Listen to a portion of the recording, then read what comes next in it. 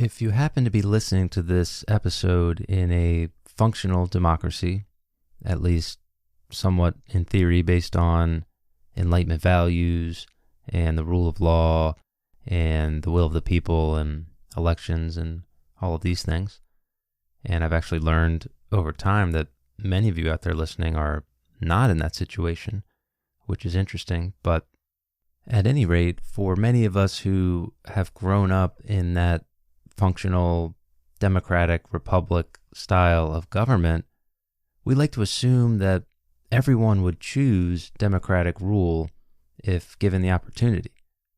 That's the system we grew up in. We were trained to think that way. We were educated in such a way as to value Enlightenment values and liberty and voting, because the alternative is tyranny, dictatorship. And we can think of countless examples throughout history where that has gone haywire and led to devastation on unprecedented levels.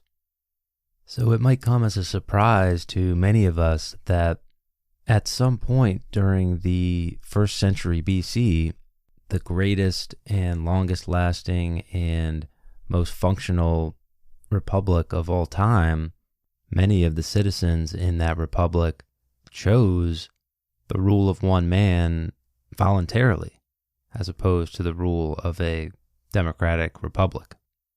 And to complicate matters further, Rome went on to prosper in many ways for hundreds, some historians would argue thousands of years after that decision. That reality might surprise us today, but probably back in the time of the ancient Romans, that might not have been so surprising. I mean, a couple hundred years before that time, you had probably the most famous and wide-read and maybe the most respected philosopher of all time, Plato, writing about a situation just like this.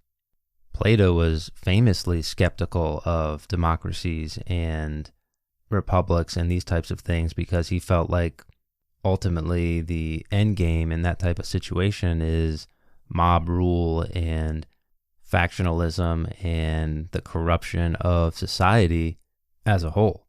Plato, of course, advocated philosopher kings, having the rulers of a society be the most educated, the most just, the most prepared, and the most capable, doing the best for everybody involved.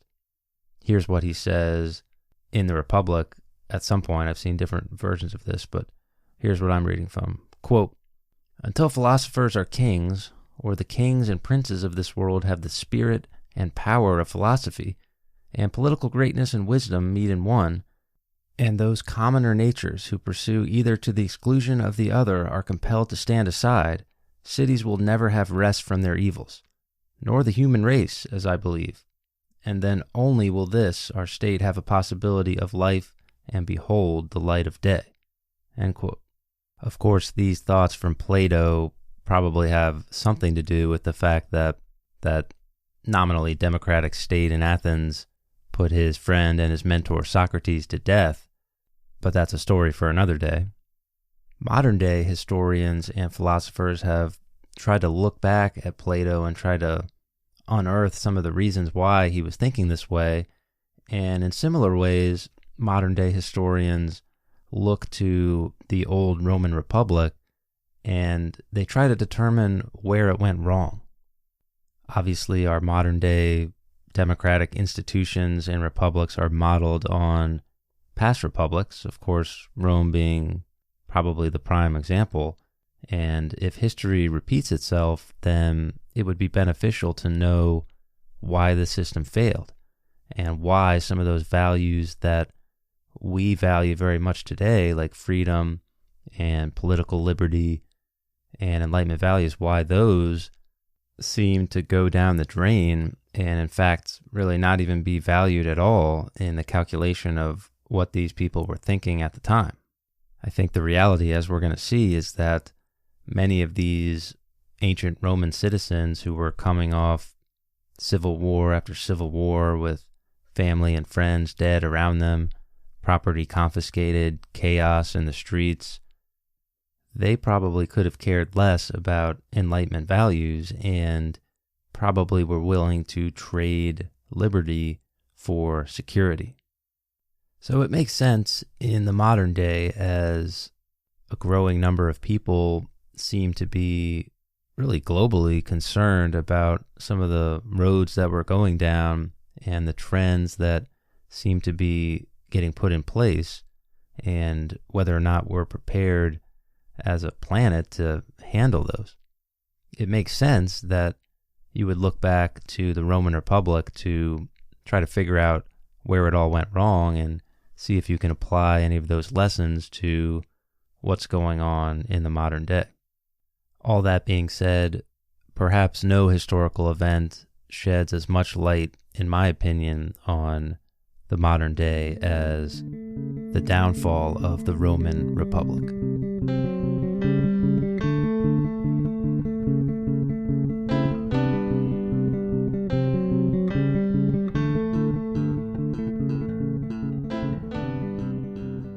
In the year 280 BC, there was a Greek king by the name of Pyrrhus of Epirus, and he had done some conquering. He was a guy who styled himself as the next Alexander the Great, as many of these old Greek kings did. And eventually, after kind of having his way with the Eastern Mediterranean, he set his sights on the Western Mediterranean. And the Greeks, probably throughout most of their history, viewed the Romans as barbarians from the West. This Pyrrhus guy commanded a great army, well-trained infantry, cavalry, supposedly elephants as well.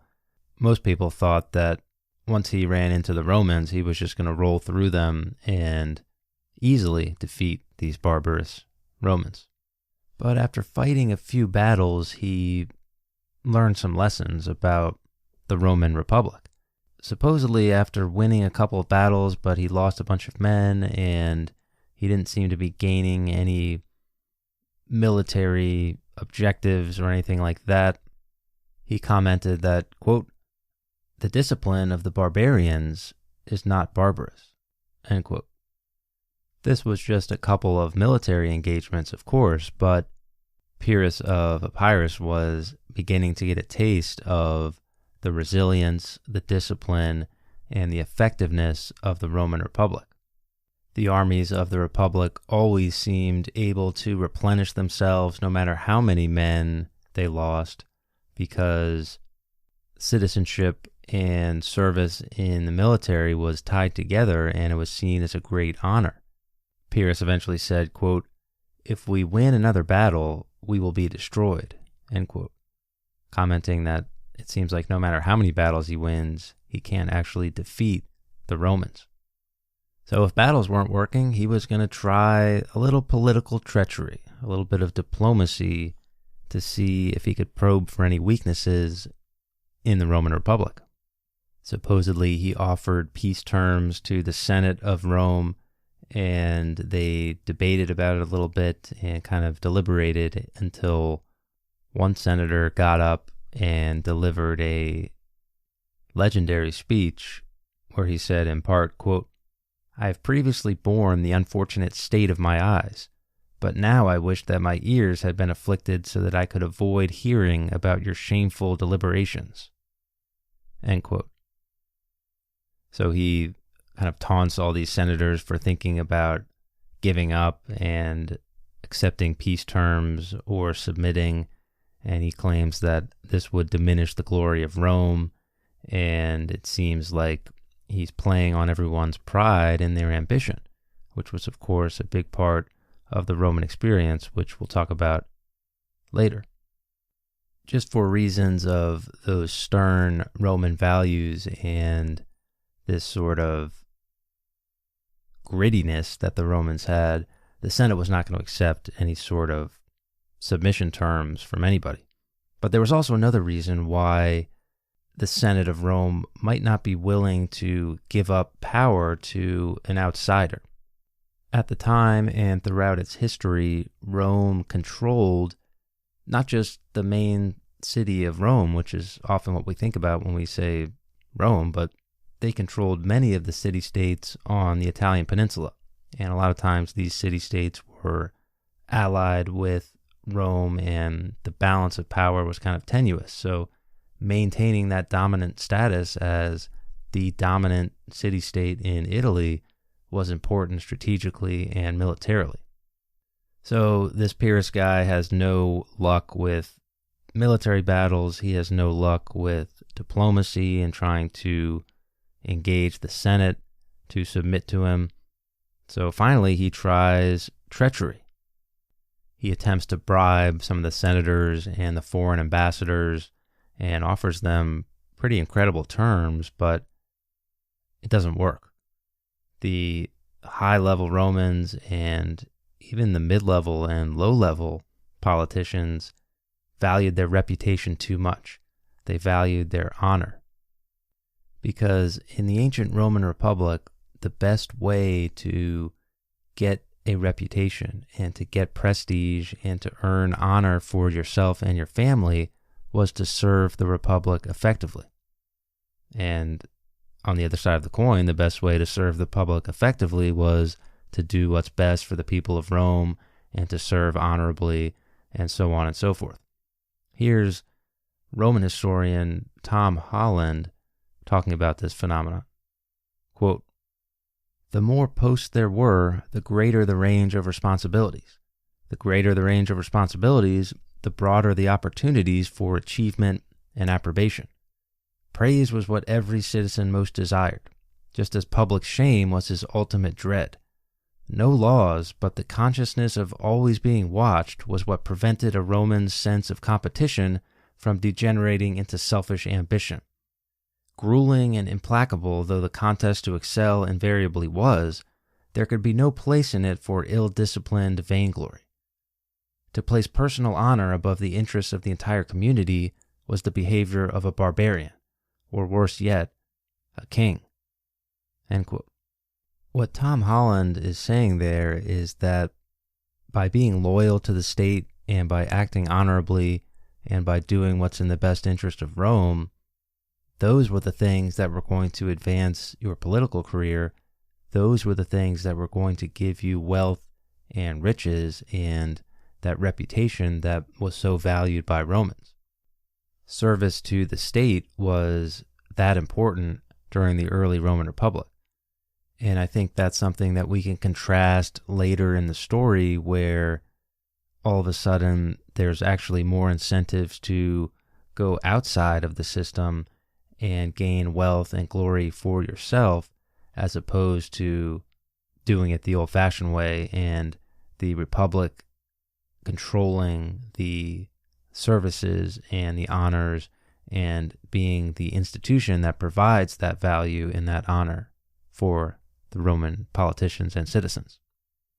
This story of Pyrrhus of Epirus and his inability to conquer Rome is a example of kind of the strength of Rome and the strength of the Republic, and when it was firing on all cylinders, whether it be militarily or diplomatically or with unity amongst its citizens and its politicians and the values all being in line, this was a formidable opponent for anybody.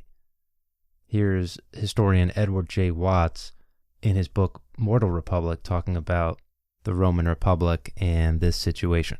Quote, "It had a unique ability to build political consensus among leading Romans and Roman allies, as well as a great capacity to mobilize armies of citizen soldiers to fight to defend it. It also possessed a powerful system of incentives that rewarded loyalty with honors that the Republic alone could generate. This was a state quite unlike anything that Pyrrhus had ever encountered, and quite unlike anything the world had ever seen. Its citizen armies looked inexhaustible, its aristocracy appeared indivisible, and its leaders seemed unbribable." End quote. This was an example of the great Roman Republic that was firing on all cylinders and was kind of the bedrock of what future democracies, future republics, future political organizations would look back on and say, how did they do this?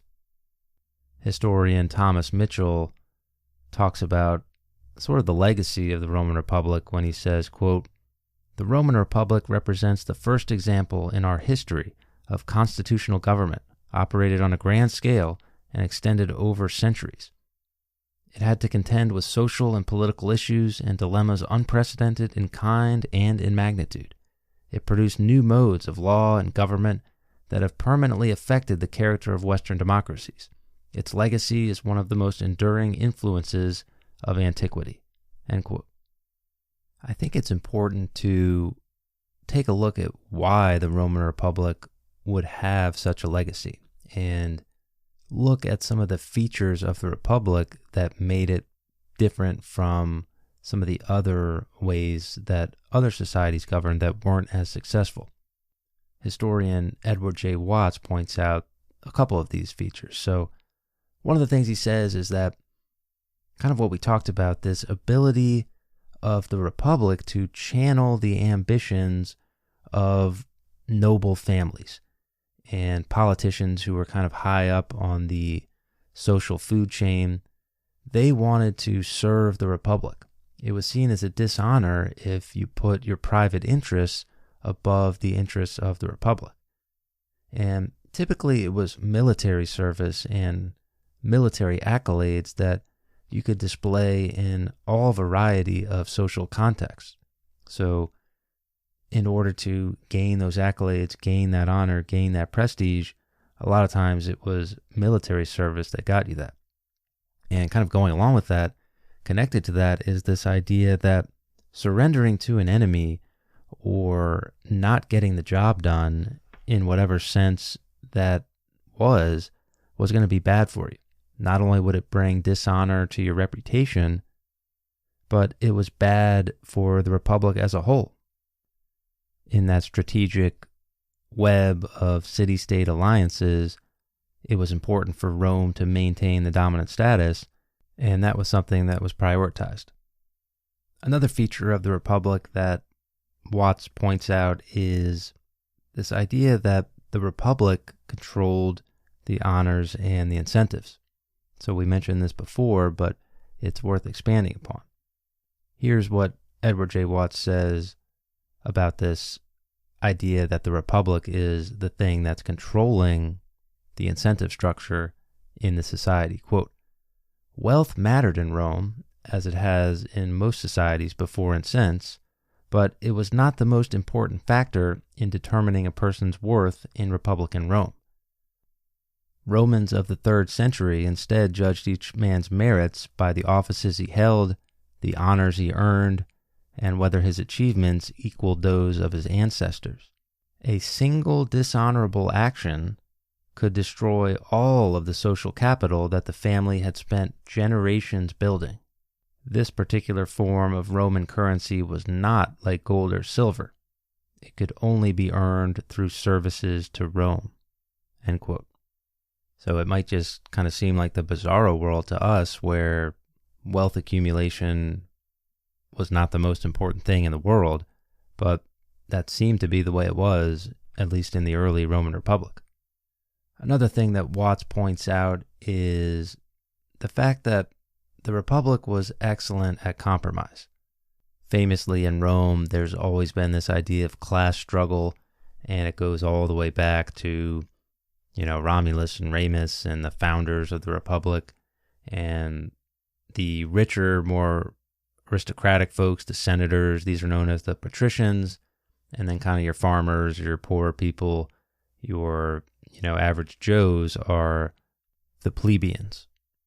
Of course, you also have slaves and women and all of these other groups as well, and it's a lot more complicated than that, but famously there's this idea of the conflict of the orders. So it's this conflict that erupts between the patricians and the plebeians.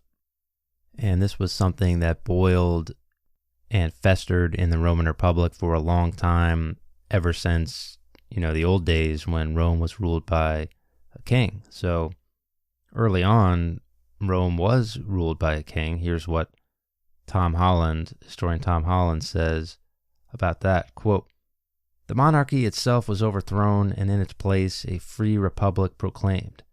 From then on, the title of king would be regarded by the Roman people with an almost pathological hatred, to be shrunk from and shuddered at whenever mentioned. Liberty had been the watchword of the coup against Tarquin, and liberty, the liberty of a city that had no master, was now consecrated as the birthright and measure of every citizen. To preserve it from the ambitions of future would-be tyrants, the founders of the Republic settled upon a remarkable formula. End quote. So this formula has a lot to do with settling that conflict of the orders between patricians and plebeians, allowing for a system that isn't going to have a king be in charge, and creating that system of compromise and incentive structure that's going to make it a successful operation for everybody in the society. And at least from the historians I read, that's one of the focuses of the success of the Roman Republic, is that it wasn't about the law necessarily, or it wasn't about what was fair necessarily. It was about what worked.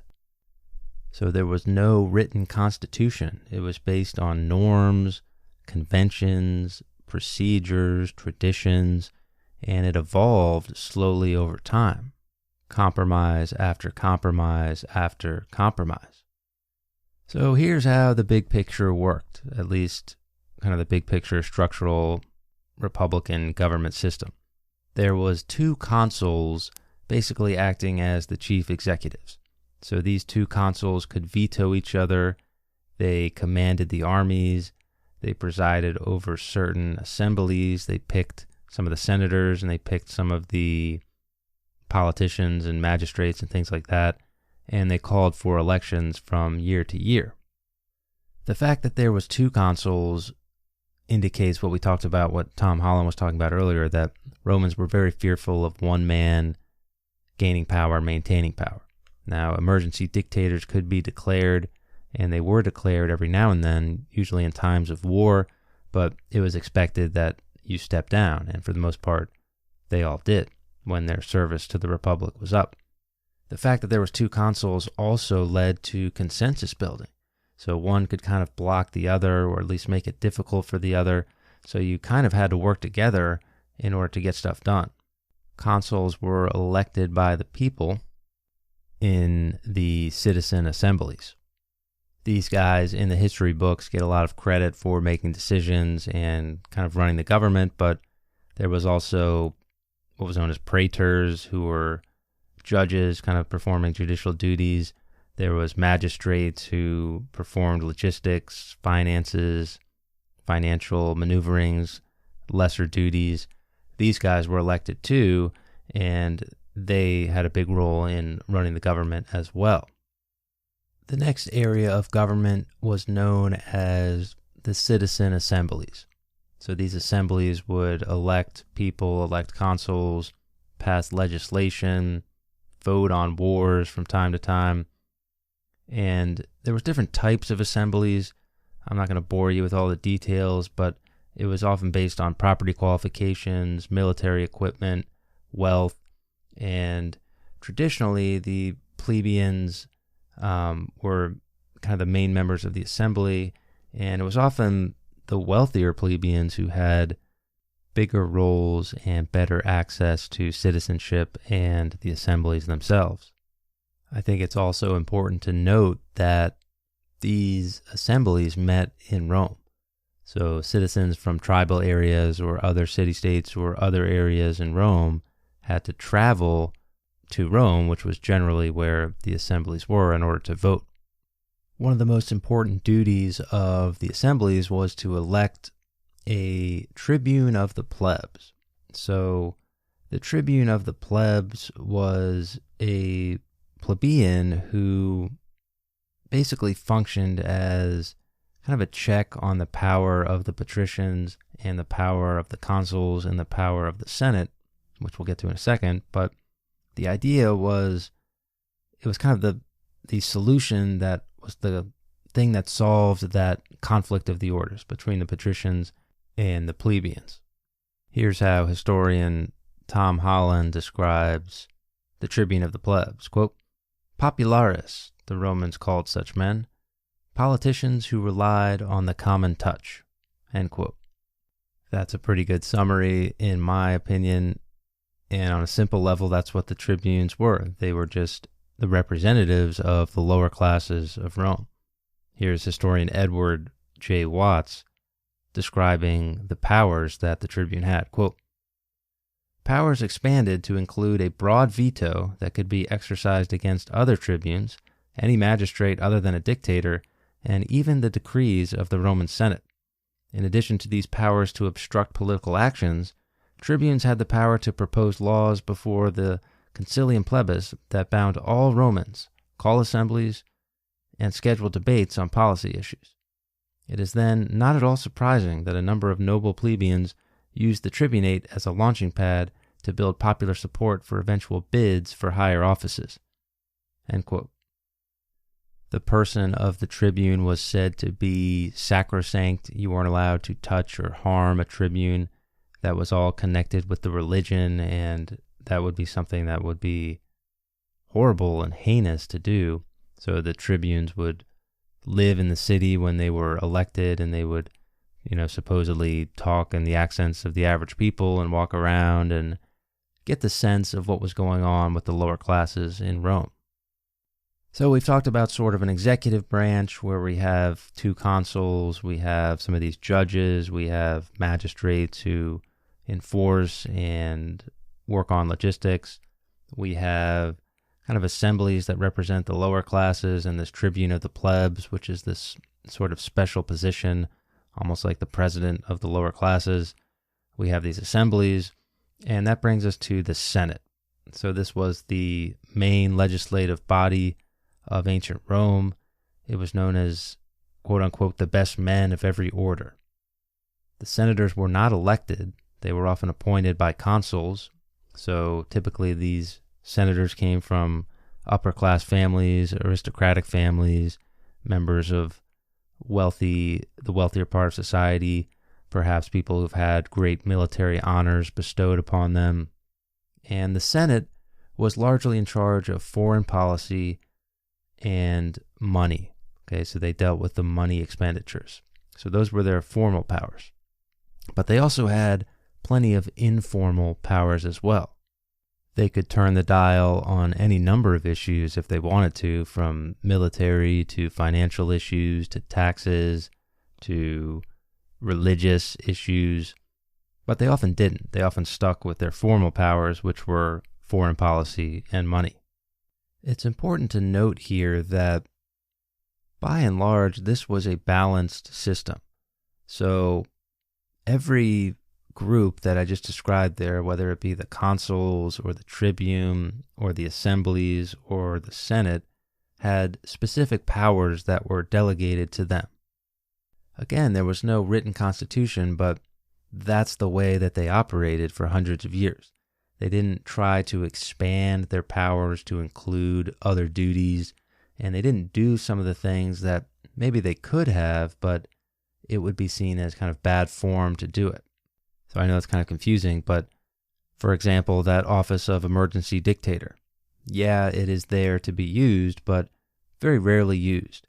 Or perhaps the tribune of the plebs. They have that option to use the veto, which can pretty much obstruct government and shut everything down if they wanted to, but oftentimes they didn't want to use it because there was so much precedent built up where that's just not what you do. You figure out a way to compromise and move around it.